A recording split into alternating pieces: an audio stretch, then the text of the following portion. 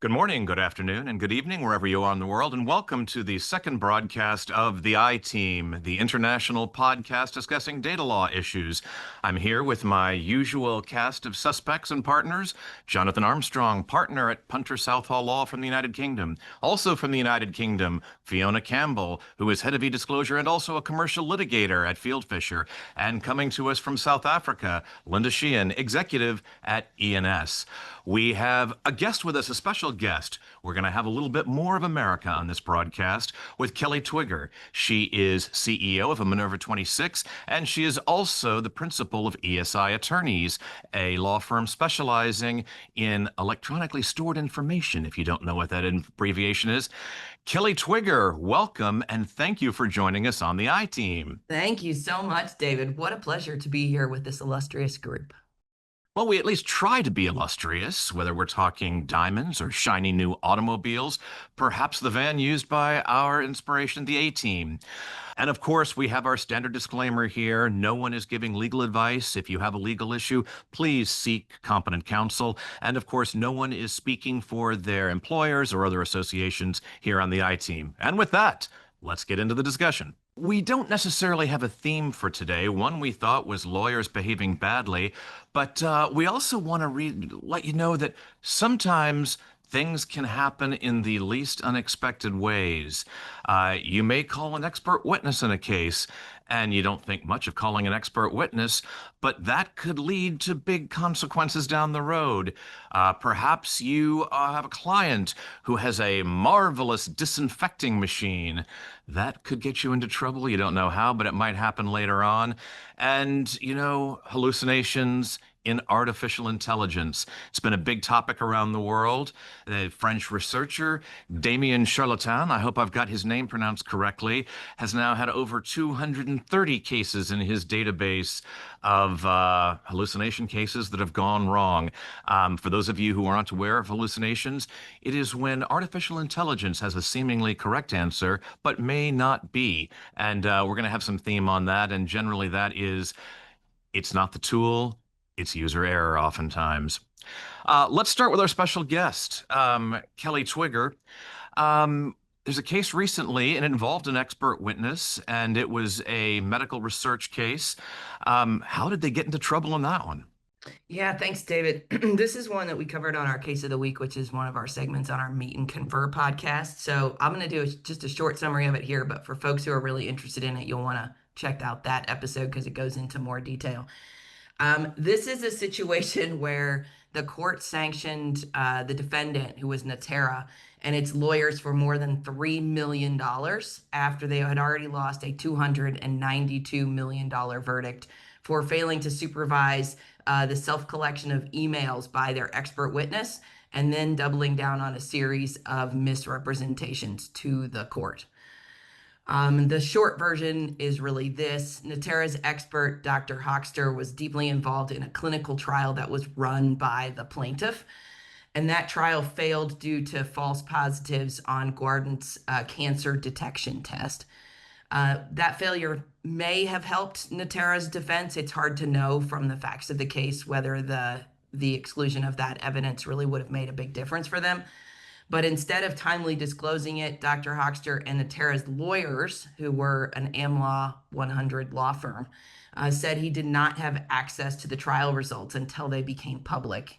And that turned out to be not true in the slightest. The expert actually had access to the results of the trial months early and had emailed those results directly to Natera's lawyers. Emails to the lawyers, which somehow didn't show up in discovery because, wait for it, Dr. Hochster searched his own inbox instead of having any lawyer supervision. And the court only learned the truth because Guardant subpoenaed Rutgers, where Dr. Hochster worked, and got dozens of emails that contradicted everything that Natera and their counsel had told the court. Even then, Natera still didn't come clean to the court and argued that they were shocked by the new information, even though some of those emails had been logged by their lawyers on a privilege log. Whoops. Yeah, big time whoops. The court didn't really mince words and found that the lawyers had knowingly and deliberately misled the court, and it issued evidentiary sanctions excluding the entire study which would have showed that Gordon's product was really inferior to Natera's product, likely, and issued $3 million in monetary sanctions just for the costs that Gordon had to incur as a result of the misconduct by the expert and Natera's counsel. Last week, the court appointed a special master to decide whether that $3 million should be attributed to the individual lawyers from Natera's law firm, and also determine whether there should be further punitive sanctions, as well as whether or not they should be reported to their individual state bars. So, huge cluster, enormous discovery implications, and it really highlights to me how complicated not only the discovery process is with the volumes of information that we have, but also how complicated it is to manage all of the aspects of litigation today, because these are clearly a huge miscommunication among the lawyers at the law firm as to who put these on the privilege log and how they were being handled. Thanks, Kelly. Let's take a couple of topics from this one. There are some good ones. We've got the issue of self-collection. And for those of you in the audience who have never done electronic discovery, there used to be a hard and fast rule. You don't do self-collection. That is letting the client collect their own data and bring it to you. But many would argue that that's an impossibility. As we like to do on this program, let's take it around the world. We've got lawyers qualified in the United Kingdom, Ireland, and of course, South Africa here. Any of those perspectives, do you think it's physically possible to have pure collection where there's never any self-collection? Does modern technology help? Jonathan Armstrong, you want to dive in on this one? I think from my point of view, I think you've always got to consider the issues around spoliation. And that might apply, whatever you're collecting data from. If you're collecting it for a subject access request, if you're collecting it for an investigation, if you're collecting it for litigation. My experience is that even though the tools have become more prevalent, particularly if you've got an enterprise 365 license, for example, that it's still a specialist task to collect data in a defensible way. So even if I had the client self-collecting, I'd probably want a grown-up in the room to check that they were doing it properly. Anybody else want to jump in on this one? I'd like to jump in on that, please. In the UK, under Practice Direction 5780, which governs disclosure, there is an obligation on parties and practitioners to ensure that they owe a duty to the court that everything is done with integrity, and that includes collection and initial data governance. So if you are self-collecting, I think it does need to be done safely, but there's no prohibition on doing it. It also depends on the matter. If something is unduly complex, I think it is worth engaging a vendor to collect. But if it is straightforward, or for a DSAR or some very simple litigation, I wouldn't see an issue with self-collection. Just to add my 2 pence, a lot of our work is under the UK jurisdiction, but I have the same views as Fiona. I think what I would add in is when people are thinking about self-collection from a reasonable and proportionate perspective and avoiding the cost of digital forensic fees, unfortunately, you end up having emails sent to lawyers by clients with legal advice saying, here's the attached really key evidence, or just here's a zip file of thousands of documents, and it really increases the cost not to collect at source, because you have a lot of work in trying to pull out what information actually falls within disclosure. And I'm sure Fiona will agree with me, with particularly under the CPR, we're very busy dealing with what format the document should go in, and all sorts of questions come up. So even from outside of, is self-collection the right way to go from an integrity perspective, it certainly is for me in terms of decomplicating the process. I agree. Yeah, I'll just add on to what everyone's saying, which I totally agree with. And I think there's a right? It's unsupervised collection that's really the problem, right? We call it self-collection, meaning that you're having but if the client is doing it all by themselves and you're not giving them guidance or ensuring that what they're doing is proper, that's where the problem is. And that supervision is going to vary depending on what the client is, what the source of ESI is.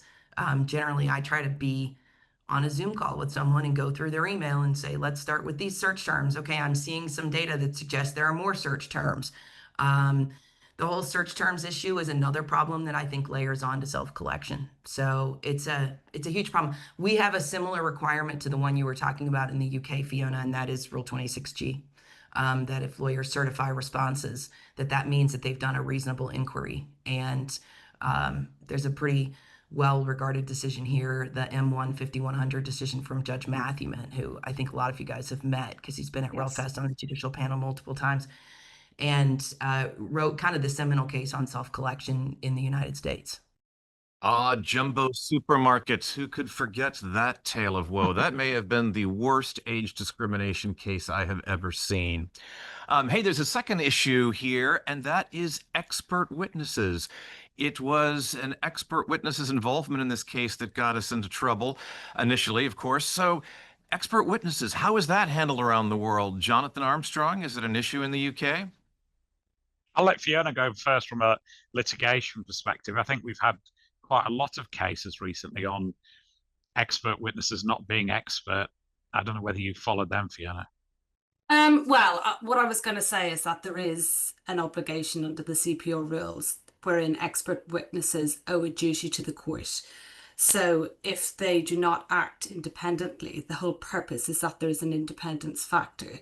They could be in contempt of court. So I think it's less likely in the UK from a professional point of view, from an integrity point of view, and also because of court sanctions, that experts will go rogue or have vested interests. Experts going rogue. That sounds like a new TV show on your local network. Kelly has given us a nice segue in quoting M1 5100 from Judge Matthewman. And by the way, a big congratulations to Judge Matthewman, who has just ascended to the Chief U.S. Magistrate Judge of the U.S. Federal District Court for the District of South Florida. And the reason it's a nice segue is because we've got more U.S. case law news, and that brings up the issue that is all over the world, and that's generative artificial intelligence. There were two recent decisions. One of them is from Judge Matthewman, and they both involve sanctions for hallucinations in cases. And this is where you really get down to, in an article I've written recently, I call it the Lamborghini doctrine. And the Lamborghini doctrine is that a Lamborghini is a finely tuned Italian motor car. It can do many things. But would you use a Lamborghini, the $200,000 or more automobile, without an owner's manual and without a seatbelt? And the rules and guidance provide those seatbelts, but you've really got to take a moment to learn what's going on. And the sanctions were far more severe in one case. That was Bioplanet, and that involves a super disinfecting machine. There's litigation in Canada and the United States. But what got this lawyer into a lot of trouble was the serial use of hallucinated cases. And it was quite clear that the lawyer should have known, put on notice that there were hallucinations, yet used them in 8, not 1, not 2, not 3, not 4, not 5, not 6, not 7, but 8 different matters. The sanctions were severe. In Judge Matthewman's case, they fessed up pretty quickly. There was a little bit of a 2-week delay, but immediately apologized, tried to make things right, and Judge Matthewman noted that the sanctions would have been far worse had they not been honest about this. We've seen various levels of sanctions. There's been one lawyer disbarred. There have been others who face anything from fines. Sometimes the sanctions beyond the fines are even worse. MATA, that got us started in all this, that would be MATA v. Avianca. We've talked about that last time. It's been talked about a lot, but it wasn't so much the $5,000 fine, but it was the fact that they had to add a copy of the sanctions order to all the cases where the fake cases originated. What's different in our most recent case, Bioplanet, is that the lawyer was ordered for the next 2 years to attach a copy of the order to every single case he filed in that court. If it were me, I might just not practice in that court for a couple of years. But sanctions vary, and it really depends on the culpability. And being honest, as Judge Matthewman said, they were pretty honest and upfront as soon as it happened, and or otherwise the sanctions would have been a lot worse. We've got $5,000 fines. We've got attaching judgments. Let's take this over to merry old England. Fiona and Jonathan can jump in on this one because there could possibly be criminal sanctions. You think? Is it going to happen or what? I think that's likely, and I think there are two camps, aren't there, with hallucinations? And I know we talked about this at the Ayinde case last time round, but I think there's one camp where the lawyer doubles down and pretends it isn't happening, and there's a second camp where the lawyer probably genuinely doesn't know that they were using AI. And I think that second camp, we're going to see more of these type of cases because a lot of search engines are embedding AI. And whilst ever firms don't educate their lawyers correctly to question the search results of common search engines, as well as opening up GenAI, then we're going to see more in camp two, if you like, the accidental use of hallucinations. But I think cases like Ayinde are in camp one, aren't they, of a lawyer who seemingly has repeatedly used AI. There seems to be evidence that she also used it in another case, and then doubles down and isn't transparent with the judge. I mean, it's one of the oldest rules in the book, isn't it? That if you make a mistake in front of a judge, you fess up quickly, you apologize, and you try and stop the bleeding, if you like. And I think lawyers who double down and say things like, it's not up to me to do your legal research, are going to potentially end up in jail. And I know we covered it last time, but one of the really instructive things I think that Dame Victoria Sharp said is that sometimes the court's powers will not be enough. And as a reminder, the court's powers are, I think, 2 years for contempt. And she said in some cases, 2 years won't be enough. And the judges will be expected to call the police to ask them to investigate the possible offence of perverting the course of justice, which then has a maximum of life imprisonment. So I don't think we're going to see many life imprisonment cases. I know we've seen a jail term of 12 months under that context, not an AI case. But jail is a possibility, I think, for lawyers in extreme cases, particularly those in camp one that try and don't do what they can to stop the bleeding early. All right, we've got the Jonathan Armstrong tourniquet doctrine. Stop the bleeding, fess up immediately, and try to mitigate the damages. Fiona Campbell, I assume we all agree on the Armstrong tourniquet doctrine. What further takes do you have on these two cases? I do agree with that, but I think what the Ayinde judgment does is it reaffirms professional duties, and that's imposed not just by the Bar Standards Board, but also the Solicitors Regulation Authority. And both of these professional duties apply equally to AI-generated content. So across both branches of the professions, lawyers have to not mislead the court, ensure accuracy, assist the court, act with honesty, integrity, and competence. These are all very basic things, but they were lacking in the Hammett hearings of Ayinde, which was held in tandem with Al Haroon. Excellent. Let's go further on the globe and go down to South Africa with Linda Sheehan. We've got potential criminal sanctions, perhaps ending up in the Tower of London. In the US, we've got everything from monetary sanctions to shaming you with orders that you've got to give and copy onto your pleadings. How severe are the sanctions going to be in South Africa? So I think I say this often that we heavily look to the UK. So we've got our own places in South Africa where it might happen, but our laws are very similar. I'm not legally qualified in South Africa, so I'll come back to you on whether we go beyond the 10 years, but I imagine we're very similar. I'd also, we've had another AI hallucination case come out in South Africa since our last episode.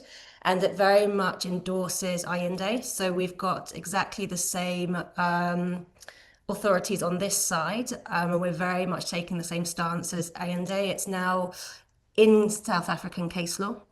The fact pattern is a little bit interesting on this one, because it is not a ChatGPT or maybe a subscription, online subscription that other people are aware of, because it's a very specific South African legal database that was used.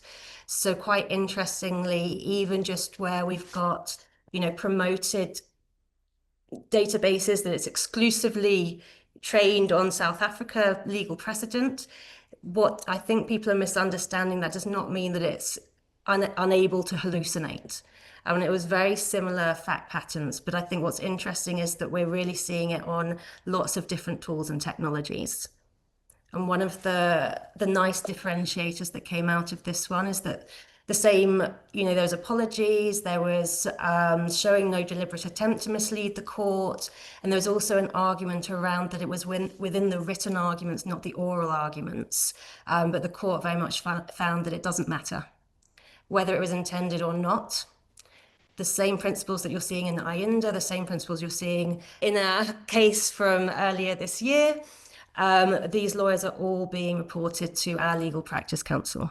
Thanks, Linda. And of course, with South Africa being not dependent, why don't we say borrowing from the laws of England and Wales? You're certainly not the only ones in the United States. We anarchist colonists take a lot of our law from England and Wales. And here is today's episode's fun fact.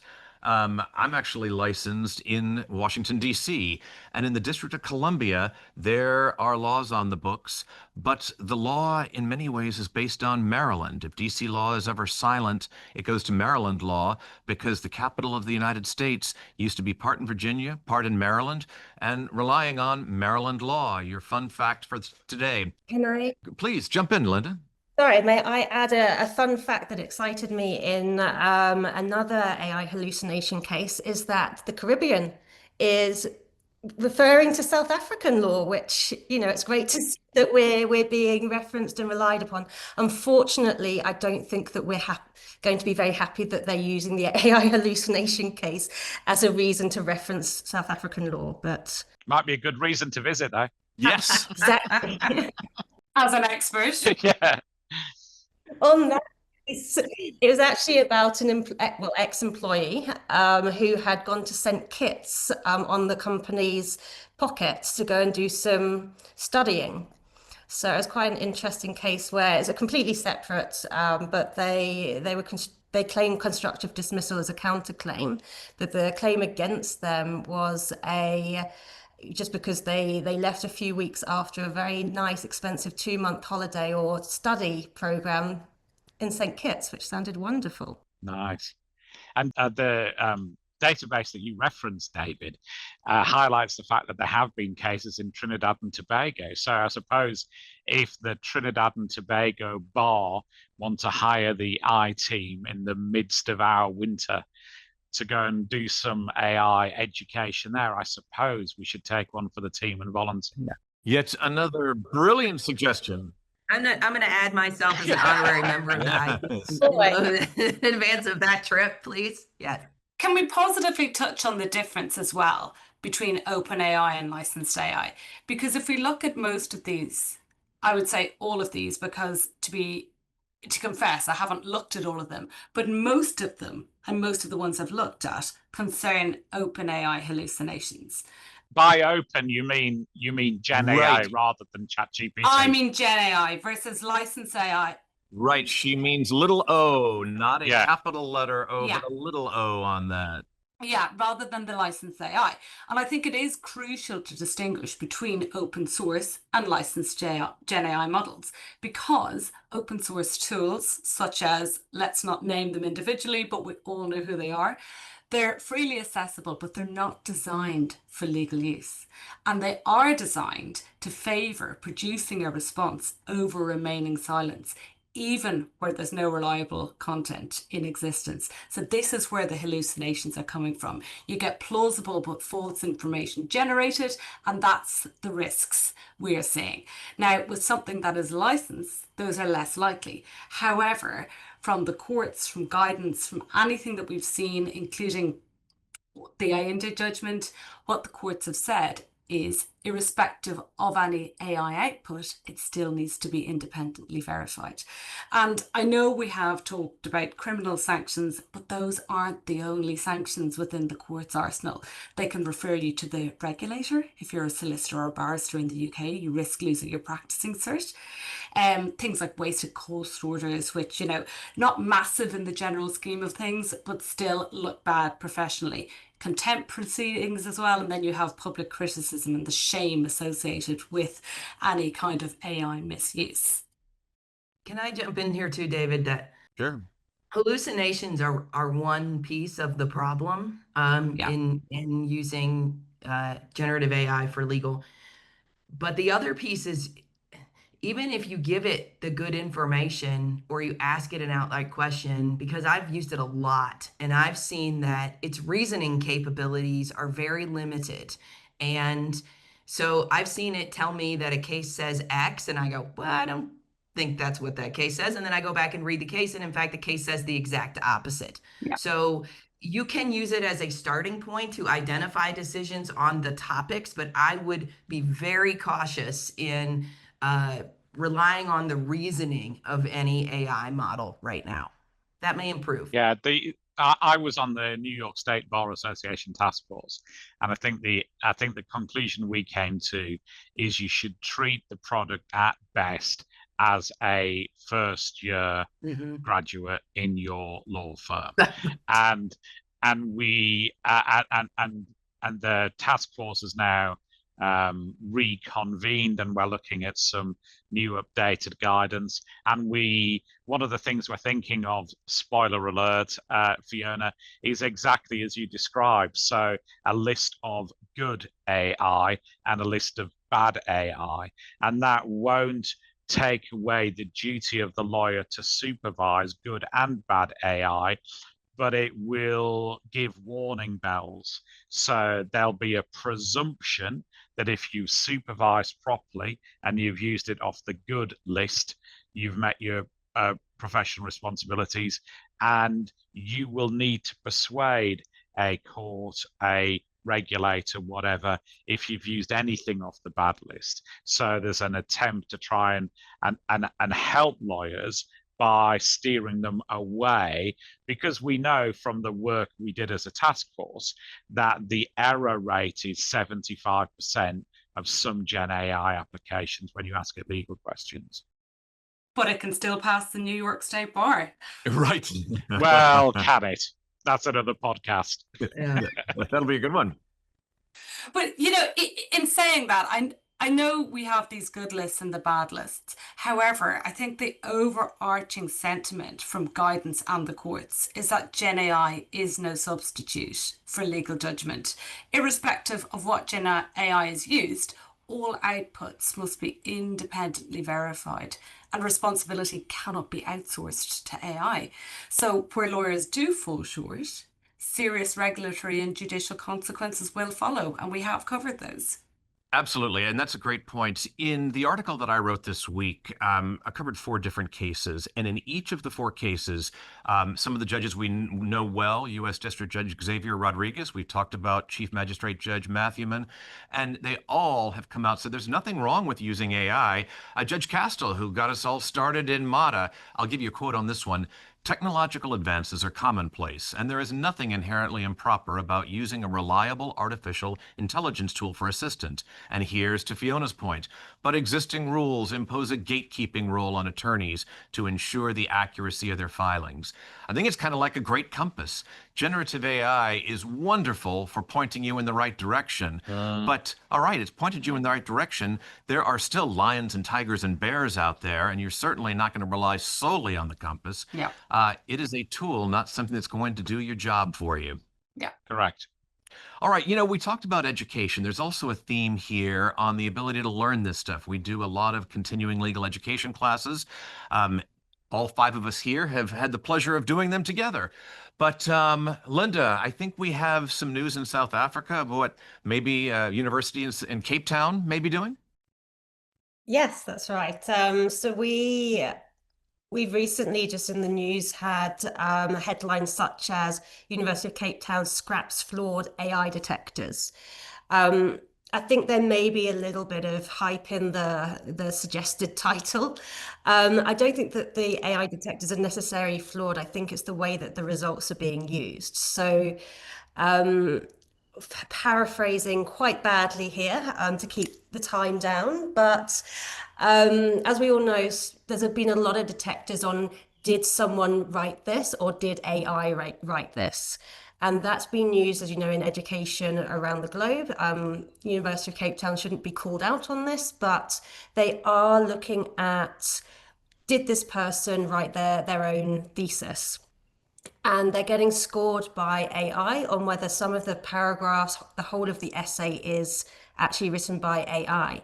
Now, the way that they're working with the percentages and statistics from the AI output is basically saying if it says 30%, they think 30% of the essay was written by AI, and the students are actually getting interrogated by their educators. And when you look into the detail, it doesn't actually show that the information was written by AI. And I think why it's really interesting to me, other than, what must be a very difficult time for a student to feel that the whole time they're getting questioned, is also just looking at when we go to, court and someone says this was written by AI. How are you going to determine that? I mean, we're looking at, are we giving fake citations? The next thing is what is actually real documents and what is created by AI, and how are we actually going to handle that during our litigation processes or investigation and so on? I think we should turn this episode into the defense of the M-dash. And that is, you've probably seen that one of the way these detectors Linda refers to allegedly detect AI writing is the use of the M-dash. And for those of you who use different terms for it, it's the long dash, a glorified hyphen that you use. And it's a wonderful tool to separate a sentence up or to separate a whole paragraph up. Now, and apparently, and Stephanie Wilkins, the director of content at Legal Tech Hub, and I are going to make this our crusade to defend the M-dash because it's a great tool. And my point here is that the detectors are not always accurate. But what's wrong with the semicolon? And Kelly, you had something to add to this. There's code that gets put in AI generated text that, if you're going to copy and paste AI generated text, you need to remove that code because otherwise it's very easily detectable. But interestingly, the UK Jurisdictional Task Force is currently working on a statement about AI liability or liability for content created by AI. And what they're looking at is whether this liability for harm caused by AI, by third parties, fits into the existing law of torts, or whether new legislation or statutory intervention is needed in the UK, which I think is incredibly interesting. I was going to say, just coming back to, I guess, going back to the AI detectors as well, I think what's interesting, and maybe goes to Fiona's point, is around how they're scrapping the AI detectors, but what they're actually trying to achieve is to incorporate AI into the way that they mark and assess people, because actually this is the new way of doing things. So it's not necessarily about, did I use AI and now I'm fraudulent or I'm, plagiarizing? Shouldn't it be, did I use AI correctly to the point that it made me more efficient? But does that not take away individual flair of writing? Exactly. I'm not sure if that's a good or bad thing if you're being marked by AI. And as well, it's quite subjective. I do another podcast with Professor Eric Sinbod, who's a Mm. law professor in California, and he sets an assignment for his students every year, which says, answer the following question with AI, and then tell me why it's wrong. Yeah. That's a great exercise. Yeah. Yeah, I think so. I might do that with my law school class. That's a Yeah. fantastic exercise because I'm going to do that too. the very first thing that happened last year or 2 years ago, this is 2 years right after ChatGPT came out, I taught in the fall. So it came out in March 2023, I taught in the fall. And one guy in my class stood up and said, why can't I use ChatGPT for legal research? Yeah, Flat out. Nothing's stopping you, just verify. I teach at Fordham, and I've had a student submit her end of term coursework, which almost certainly was AI generated, off topic, wrong, badly written, and she defended it to the hilt as if it was her own work. Unreal. I suspect that's happening to teachers the world over now. Well, I'll tell you this too. If you ask a ChatGPT what are the most recent cases on a particular issue, it will give you cases from at minimum 3 to 4 years ago. In our space, in discovery in the United States, that is outdated case law. Mm. Yeah. Like that's why what we do at Minerva is make the most recent case law available on discovery issues, because you have to be up to speed with what the courts are saying now based on what technology was. So there are a lot of limitations to Gen AI in our space. Yeah. Can I loop back to the plagiarizing Please. discussion? So, I mean, I don't think it's plagiarizing when you need to refer to source content. And I'm going to say everybody on this call would have referenced a book or taken excerpts from a book and reworded it in your own style when you had law school or university papers to submit. So relying on AI is almost like the next evolutionary step in how things are drafted, but you're still referencing something, not plucking it out of the air. Exactly. It's the use of AI that needs to be considered in the way that they're being educated, because when you go into the real world, you will be using this stuff. Yeah. So if you're using traditional methods, then you're not setting people up the right way. So I think the switch, particularly with this recent news, is rather than check work with AI, change the way that we educate, which is not a new concept, but change the way that we're educating so that it's fully embedded in the real world and how we're embracing this technology. It's interesting, at Duquesne's Klein School of Law, where I teach, you've got 3 policy options you can give to the students. You can give them the open statement, the moderate statement, and the restrictive statement. We're going to have them using AI tools, and so we're obviously using the open one in this class, but listen to the restrictive statement. All work submitted by students in this course must be original and generated by the students themselves. Assignments must be completed without substantive assistance from others, including automated tools. Using generative artificial intelligence tools in classwork is prohibited and will be treated as a violation of academic integrity. Wow. I'm not sure how that works in any tech class, but it'll be interesting to get the data on that one. I'm not sure how that works in life anymore. Well, that's a good point. How does it work in law when it's all based on precedent? Stare decisis, counselor. Well put. Yeah, and I think there's a generational thing, isn't there? I mean, speaking as a Gen Z myself, people will evade rules like that, won't they? If they're set and they're given as stark and as binary a way as you suggested. I wasn't aware that we had expanded Gen Z to encompass the entire Gen A. Well, yeah, I'm Gen A. I'm youthful here. That's news to me, but it makes me feel 30 years younger, Jonathan. Thank you. If it wasn't for you pesky kids, I would have got away with that. Then you can be Gen AI, Jonathan. If I'd asked my kids, sure. Yes, you're right. All right, we have done everything from expert witnesses to the M-dash to the youthful Jonathan Armstrong. But Kelly Twigger, our special guest this episode, thank you so much for joining us. Thanks so much for having me, David. This was a blast. You guys are the best. I look forward to seeing you at Fest in the fall. Absolutely. For Jonathan Armstrong, Linda Sheehan, and Fiona Campbell, I'm David Horrigan. Thank you for joining us, and we'll see you next time on the I-Team.